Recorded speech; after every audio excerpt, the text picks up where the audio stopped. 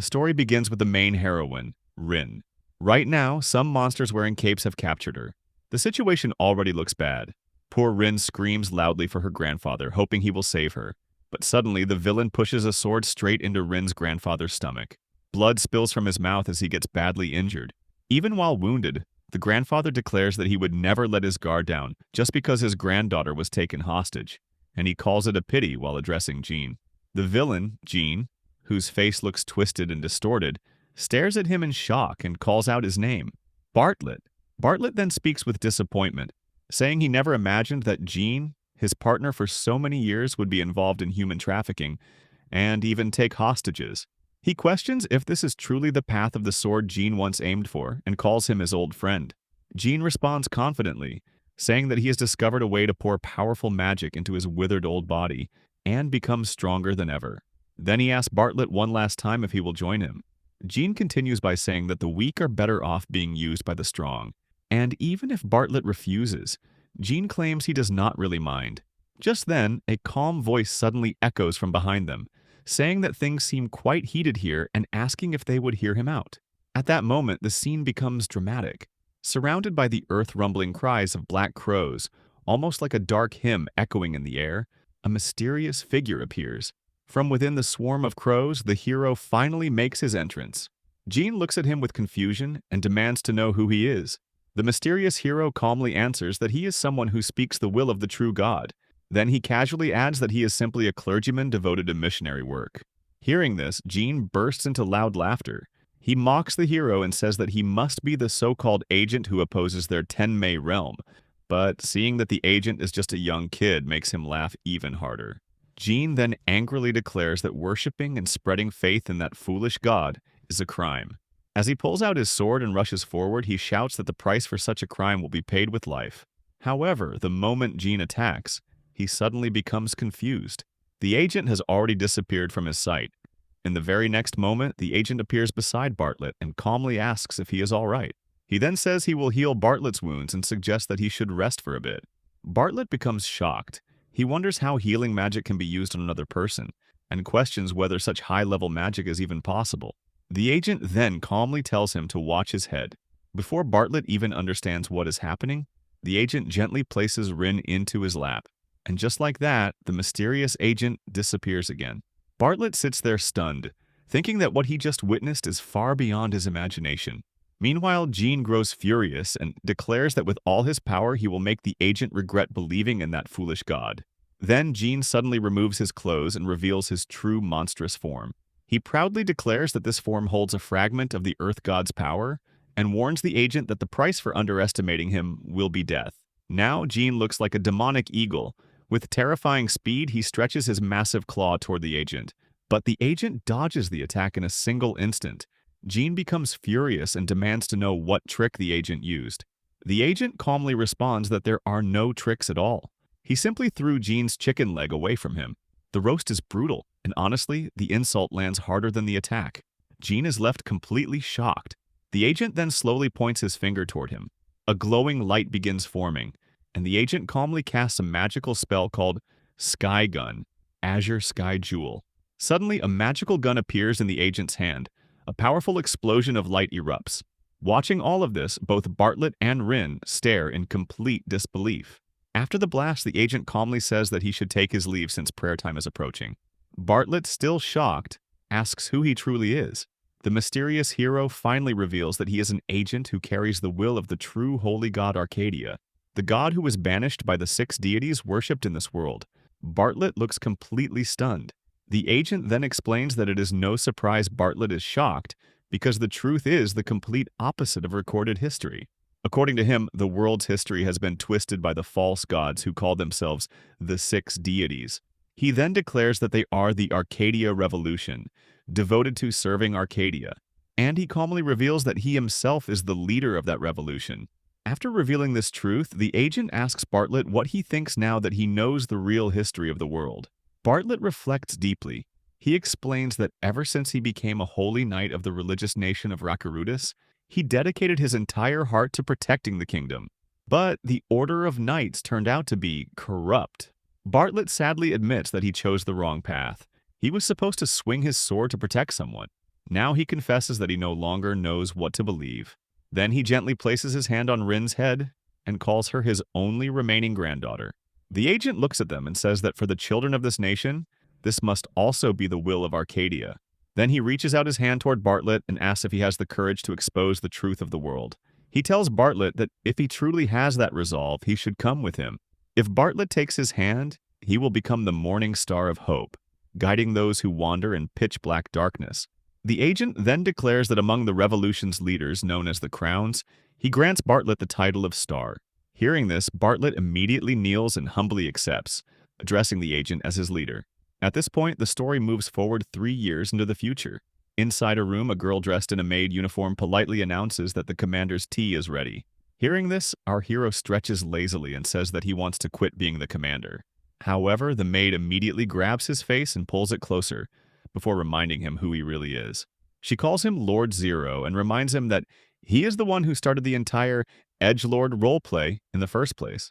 Surely he remembers that. Commander Zero quickly responds that he cannot help it. After all, he was reborn as the son of a noble family in this world, blessed with incredible talent in both swordsmanship and sorcery. Because of that, he naturally wanted to do cool and dramatic things. The maid sighs in exhaustion and mutters that he is once again repeating his mysterious reincarnation monologue. Inside his mind, the commander recalls that one day in his previous life he was hit by a truck, and the next thing he remembers is waking up in this completely different world. The maid casually calls him sloppy and then asks what a truck even is. Meanwhile, the commander thinks about how his original dream was to lurk in the shadows, hunt evil, and pretend to be a weak student, while secretly living the ultimate edgelord fantasy life. However, on his 15th birthday, things look very different. Instead of fighting evil in the shadows, he is standing in a field with a girl nearby. At that moment, he quietly admits in his heart that he no longer knows what he wants. Maybe he simply wants something less exhausting. Perhaps a peaceful life in the countryside. The maid immediately calls that idea extremely irresponsible, but the commander calmly replies that this is exactly the kind of life he wants. The maid then suspiciously asks who this imaginary woman he keeps mentioning is. In response, the commander insists that he truly tried his best to stay motivated. He even trained crows and formed a team with them. The maid stares at him and asks if that is supposed to be important. The commander responds by asking whether it is not cool to have crows following you everywhere. The maid quickly tells him not to give her that smug, smart look. Still defending himself, the commander says that he even wore those special shoes that make dramatic clicking sounds when he walks. The maid sighs again and bluntly tells him that his efforts are completely misplaced. Then the commander casually says that even when people talk about that person, the truth is that God does not exist. But the maid immediately disagrees. She confidently declares that God does exist, because she herself is none other than the holy goddess Arcadia. Hearing this, the commander groans and complains that she has started her mysterious goddess act again. However, the girl continues seriously. She claims that she was framed by the 6 great gods, who spread lies and labeled her as the foolish god. She explains that once she regains the faith of the people, her divine power will return. Then she suddenly stops and asks if he is even listening. The commander casually changes the topic and asks her, "By the way, Reina, you're the vice commander, right? Can you take over for me?" Reina immediately replies that she refuses. The commander is shocked by how quickly she rejects the idea. Inside his mind, he reflects that Reina is the only person who actually knows his secret. She is a mysterious woman who appeared out of nowhere and somehow forced her way into becoming a maid in his household. At that moment, the story briefly shifts into the past. Back then, Reina had approached him and desperately begged him to hire her. The young commander, still just a child at the time, awkwardly told her not to look at him and suggested she ask his older or younger sisters instead. But Reina firmly refused and insisted that she wanted to work directly under him. The young boy was confused by her pushy attitude and wondered who this strange person was. Eventually, he nervously suggested that he should talk to his father first. Reina calmly agreed.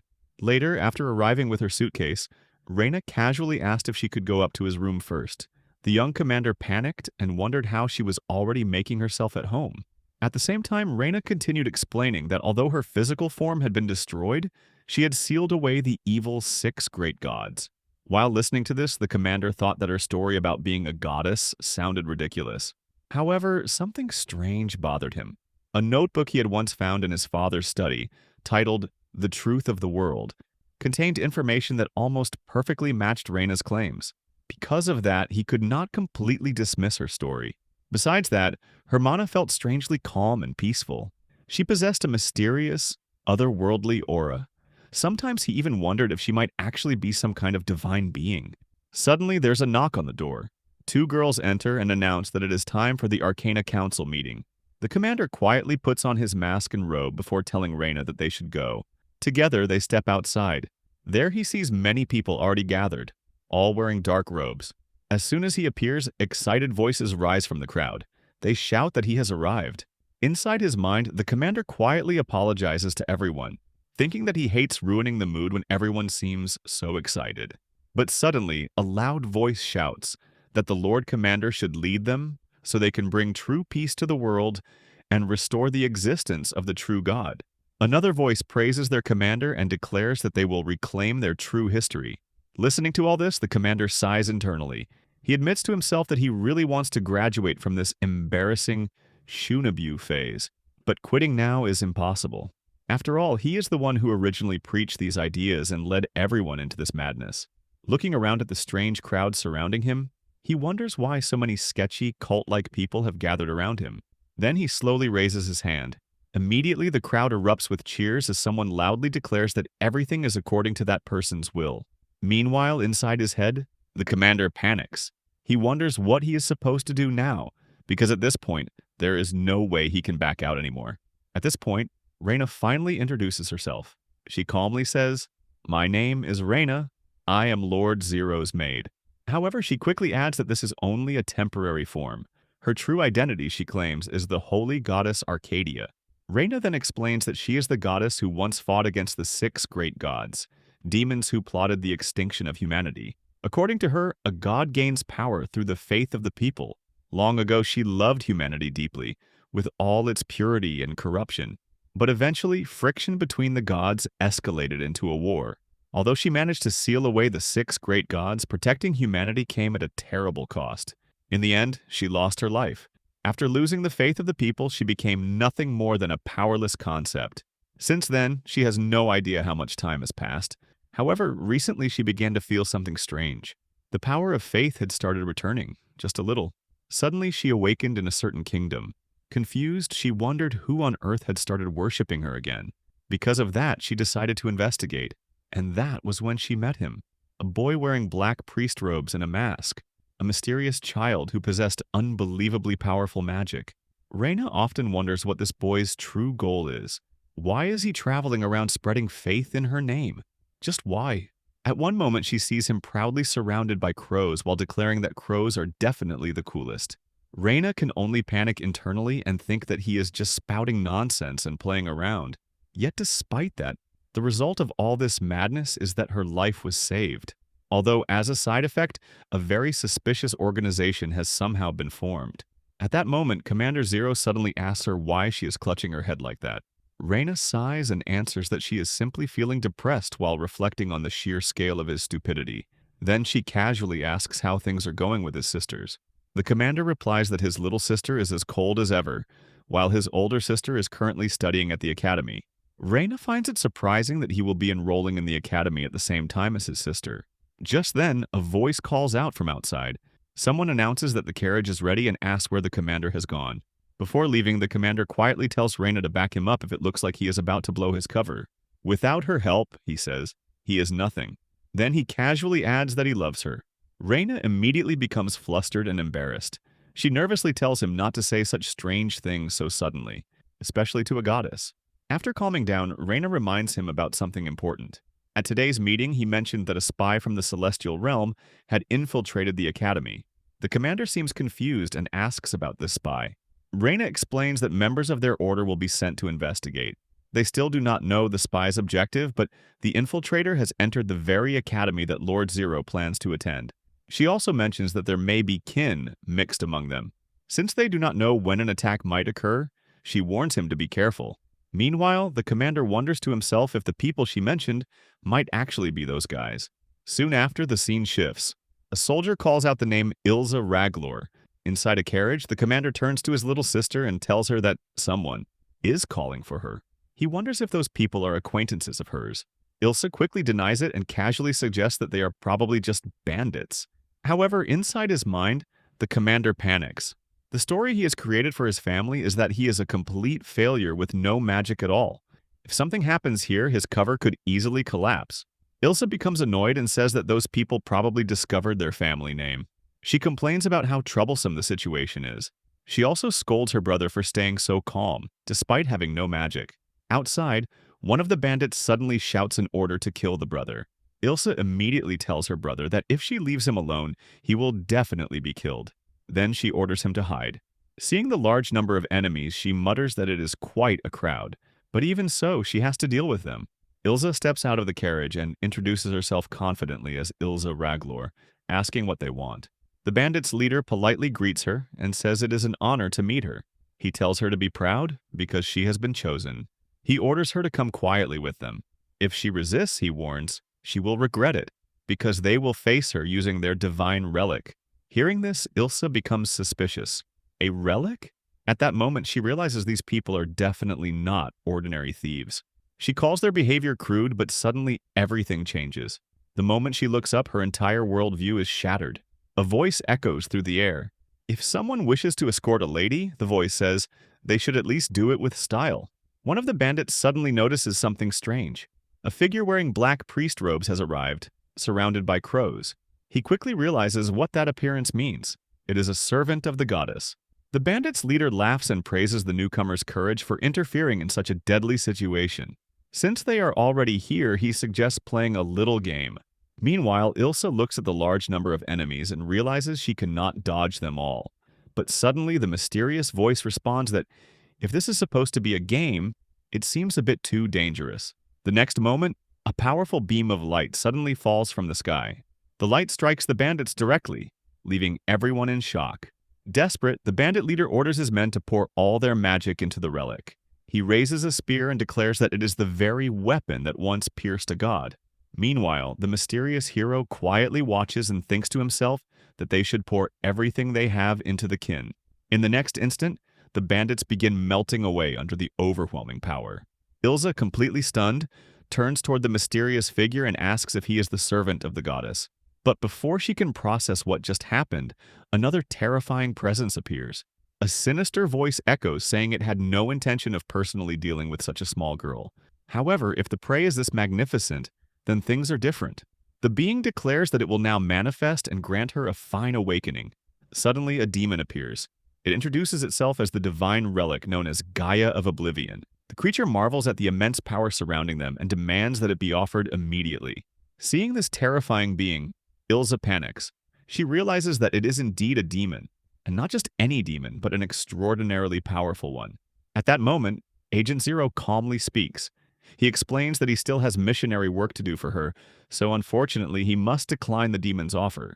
Hearing this, the demon smirks and replies that if that is the case, perhaps it will simply pluck the little flower standing over there. With that, the demon suddenly stretches out its claw toward Ilsa. Its sharp claws stop just inches from her eyes. But in the very next instant, something unbelievable happens. The demon's claws are suddenly cut off. The demon stares in shock. Agent Zero calmly comments that those are very lethal claws and suggests that the demon should trim them more neatly next time. The demon becomes furious and shouts that this is impossible. It demands to know what Agent Zero just did, explaining that its weapon is a divine tool, the blade of a sacred spear. The demon screams in rage, saying that the sacred blade has been destroyed. But Agent Zero calmly replies that his own hand was simply the sharper blade. Then he adds that all kin react the same way, panicking every time they encounter someone stronger than themselves. After that, Agent Zero calmly asks the demon a strange question. He asks whether the demon would like to convert to his holy god. However, after sensing the demon's response, he quickly concludes that the answer is clearly no. Agent Zero sighs and apologizes for interrupting the demon's dramatic entrance. Then he politely tells the creature to exit his stage. Finally, he stretches out his hand and quietly says the name of his technique, Thousand Handblade. In the next moment, a massive burst of light explodes outward. The demon is completely destroyed. Watching everything unfold, Ilsa stands there in complete shock. Agent Zero then approaches her calmly and asks if she is hurt. Addressing her politely as his lovely lady, Ilsa immediately panics inside her mind. She realizes this is the moment she should say something, but she suddenly becomes too embarrassed to speak. She desperately tells herself to act like a proper and mature lady. After struggling for a moment, she nervously blurts out a strange response. Yes, yes. Right at that moment, a crow caws nearby. Inside her mind, Ilza quietly thinks that this might have been the exact moment when she fell in love. After all, he appeared out of nowhere, saved her, and then vanished just as mysteriously.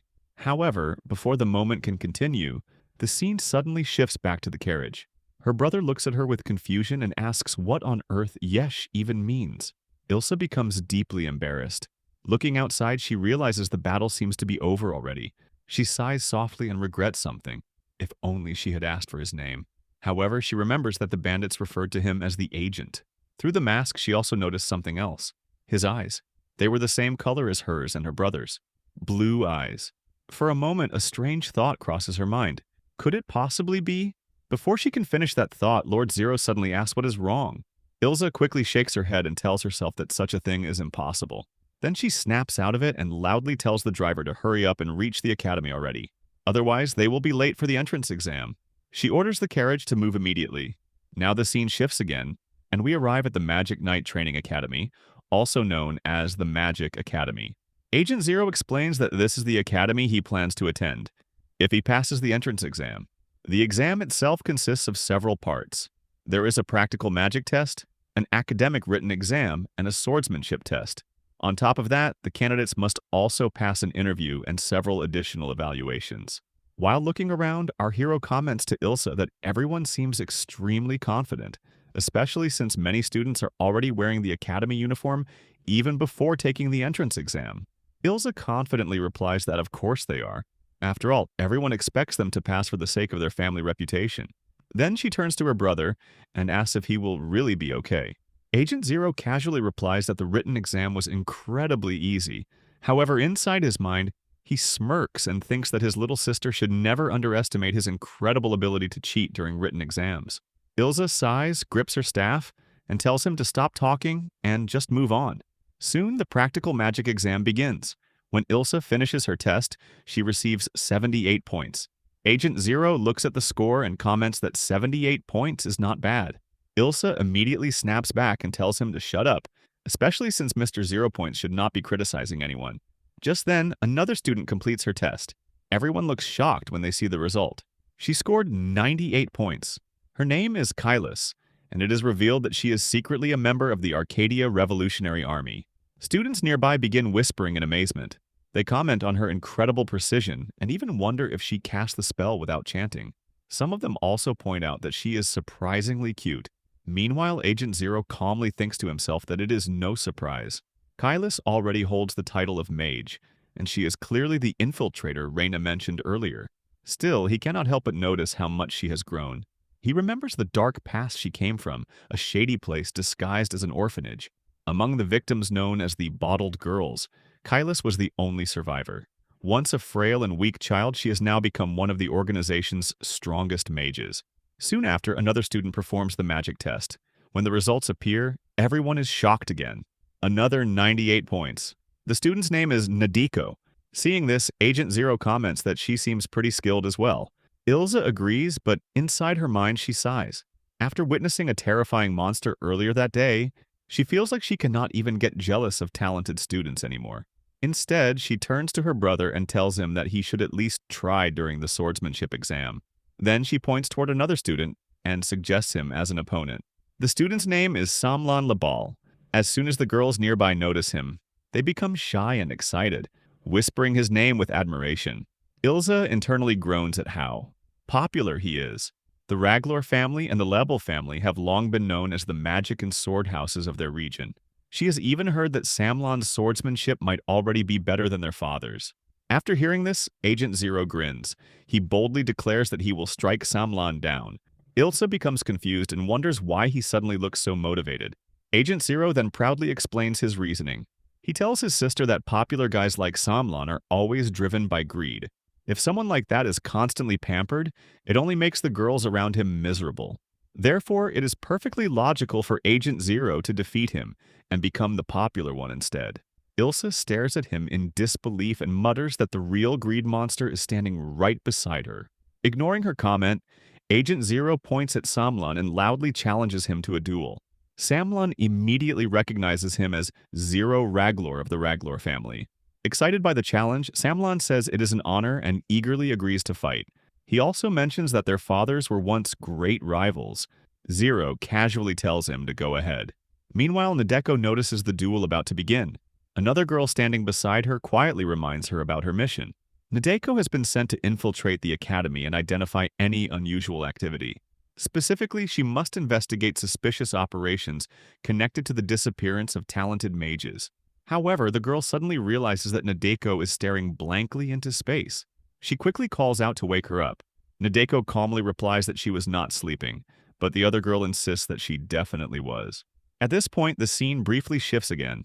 Agent Zero explains that the execution unit is a secret organization run directly by the state. Among its elite members, discovering a true anomaly in a place like this academy would be an extremely important task. Back at the exam arena, Nadeko watches the duel between Samlan and Zero. As she observes Zero's performance, she becomes slightly surprised. She quietly thinks that the guy might actually pass the exam. Soon afterward, the announcement is made. Zero has passed. Time moves forward. 2 months have passed since enrollment. Back at the Raglor estate, Reina is sweeping the floor with a broom when her grandfather approaches her. He jokingly asks if she is worried about Master Zero. Reina calmly replies that she is not worried about his life specifically. However, she does hope that he is not doing something incredibly stupid again. Meanwhile, at the academy, Zero is reading a notice. His eyes suddenly widen when he sees the job offer. Daily wage, 50,000 gold. Excited, he reads that it is simple work that anyone can do. He cannot believe his luck. Such an easy job with such an incredible reward sounds almost too good to be true. Inside his mind, Zero explains that he is saving money for the peaceful, slow life he hopes to live in the future. Because of that, he plans to steadily take on as many efficient part-time jobs as possible. Now the scene shifts again. Inside a small cabin, a man looks at Zero and asks if he really wants to work for them. After a moment, the man shrugs and says that it is fine with him. He then gestures for Zero to follow him. As they walk, the man casually places a hand on Zero's shoulder and welcomes him aboard. Inside his mind, Zero thinks that the man actually seems pretty nice, despite his rough appearance. The man laughs and tells Zero that they will get along just fine. Then he leads him toward a staircase and tells him to head to the room at the very back of the basement, the one that is very hard to escape from. Once Zero reaches the basement, he looks around in surprise. The place looks strange and suspicious. He notices a large structure and comments that he has no idea what it is, but it certainly looks like a fancy sculpture. He also notices several people wearing lab coats and wonders if they are part-time staff like him. The man then explains the job. He says it is an easy gig. All Zero needs to do is channel a bit of mana into the strange-looking crystal in the room. When Zero hears that, he becomes extremely excited. In his mind, he cannot believe that they are paying 50,000 gold a day just for something that simple. The man casually tells him to do his best. Inside his mind, Zero praises the man as a truly kind soul. However, at that exact moment, Nadeko notices Zero standing there. She is also inside the basement. Looking at him, she recognizes him as the mediocre swordsman from earlier and confirms that his name is Zero. Zero recognizes her as well and calls her the girl with pretty decent magic. Nadeko immediately becomes suspicious and asks if he also came here to work at this shady job. Then she looks at him in disbelief and asks why he walked into a place like this so casually while still wearing his academy uniform. She warns him to take her advice and run immediately. Zero is completely confused. Inside his mind, he wonders why she is telling him to run. Then a ridiculous thought crosses his mind. He suspects that she might be trying to keep this amazing high-paying job all to herself. He becomes determined not to let her steal this opportunity. So he proudly tells her that, as a gentleman, he cannot simply leave a girl alone in a dangerous place like this. Before anything else can happen, a voice suddenly shouts from across the room. A man sitting nearby yells at them to stop talking and get to work already. The moment Nadeko reaches toward the shady crystal, the leader suddenly gives an order to his men. He commands them to grab the 2 students immediately, claiming that they are among the chosen. At that moment, Nadeko realizes that their true intentions have finally been revealed. She quickly tells Zero that this is actually a black market operation. Then she orders him to run while she clears a path. Inside his mind, Zero finally understands the situation. So, this is a black market job. However, instead of being afraid, he becomes furious. The only thought in his mind is that they are not going to pay him his 50,000 gold per day. He cannot forgive that.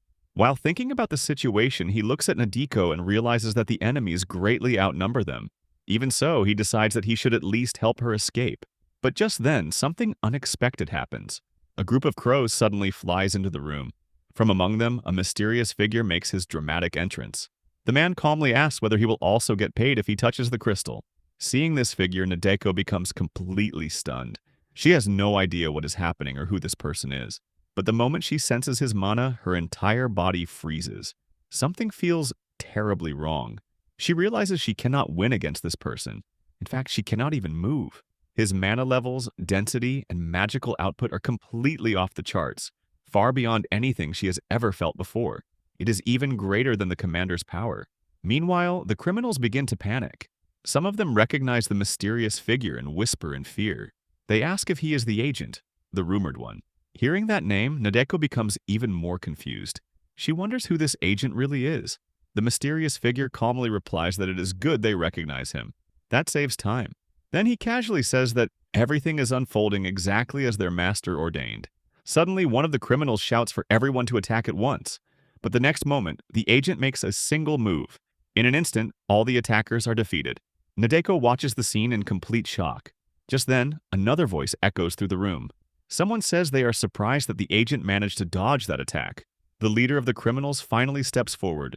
He admits that the agent is fast, but that speed alone will not save him. The man explains that his technique does not even require eyesight. The moment he senses his opponent within range, he will cut them down instantly. If someone enters his range, it means instant death. Agent Zero calmly observes this and recognizes the technique as a chantless form of unique magic.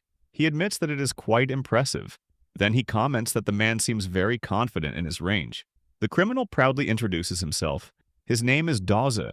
Once upon a time, people knew him as the Crimson Flash, and in the past, he served as a holy knight. Daza slowly closes his eyes and tells everyone to stay quiet. He warns them not to move, not even a single breath. According to him, anyone who makes a sound will die. Then he coldly adds that if they want to live, they should remain completely silent. The next second, Dawes suddenly swings his sword. In an instant, several of his own men drop dead. Clicking his tongue in annoyance, he calls them useless pawns and angrily says that he already told them not to breathe. Watching this terrifying display, Nadeko feels her heart sink. In her mind, she believes she is completely finished. His speed is unbelievable. His movements and sword form look flawless. She cannot find even a single opening. At this point, she realizes something terrifying. She probably will not even notice the moment she dies. Inside her mind, she panics. How is she supposed to fight a swordsman of this level? Just then, the agent casually snaps his fingers. Dawes immediately launches another attack. But within a flash of seconds, the agent dodges it effortlessly. Seeing this, even Dawes looks shocked. The agent calmly begins analyzing the technique. He explains that Dawes is using a high-speed reaction spell, limited to the area inside the magic circles. Those circles are wrapped around his feet to remove friction. In simple terms, the agent says, the movement is basically like teleportation, but what truly impresses him is something else. Daza has layered sword techniques on top of this magical logic. The agent praises the incredible effort and dedication behind such a technique. He genuinely says he is impressed. However, instead of feeling proud, Daza becomes furious. He angrily shouts that the agent should stop messing with him. For 24 years, he has spent his entire life building this technique, and yet this man just copied it instantly. To him, that sounds completely impossible. His life's work, replicated in a moment. The agent calmly responds. He politely asks if there is some misunderstanding. He explains that he was simply praising Dawes' hard work. In fact, he was giving him a compliment. Hearing this only makes Dawes even angrier. He curses loudly and orders everyone to kill the agent. In the chaos, Dawes suddenly turns and attacks Nadeko, but before the strike can land, the agent blocks it effortlessly. At the same time, he pulls Nadeko away from danger. Then he calmly reveals that he has already seen Dawes' weakness. Dawes' acceleration timing is always the same. If the agent simply matches the starting moment of the movement, he can stop the attack with just 2 fingers. Hearing this, Dawes feels shocked. In his mind, he realizes that this man read his very first move. The agent then casually adds that it would actually be a waste to kill someone like him. But the next moment, everything ends. At lightning speed, the agent moves. Before Dawes can even realize what happened, his life is already over. The agent then casually says that he will leave the cleanup to them. Nadeko stands there completely silent, still trying to process what just happened. The scene shifts. Later, Nadeko reports everything to her captain and explains the entire incident. After hearing the report, the captain calmly praises her for the good work. Then she mentions something surprising. The agent really does exist. Nadeko immediately asks if the captain knows who that person is. The captain explains that she has only seen information about the agent in files from 20 years ago. The agent has not appeared in public for a very long time. Hearing this, Nadeko begins thinking about the rumors. According to old records, the agent was a mysterious terrorist who appeared out of nowhere 20 years ago. Then he disappeared into the shadows again. During that time, he slaughtered both nobles and commoners without discrimination. Over the years, the story slowly turned into an urban legend, a terrifying monster who rampaged through hidden history with unmatched magic and swordsmanship. He always claimed to be an agent of some mysterious god. Under the excuse of spreading that god's faith, he went on a violent rampage. However, the strange thing was that every crime was done with such overwhelming power that no trace was ever left behind. And since all the targets were surrounded by dark rumors anyway, the investigations slowly lost momentum. Eventually, the entire investigation was abandoned. Not long after that, the agent disappeared. After hearing all this, Nadeko becomes even more confused. She points out something strange. If the agent first appeared 20 years ago, then how is it possible? The man she saw did not look like an adult at all. In fact, he looked younger than her. Ignoring that mystery for now, the captain changes the topic.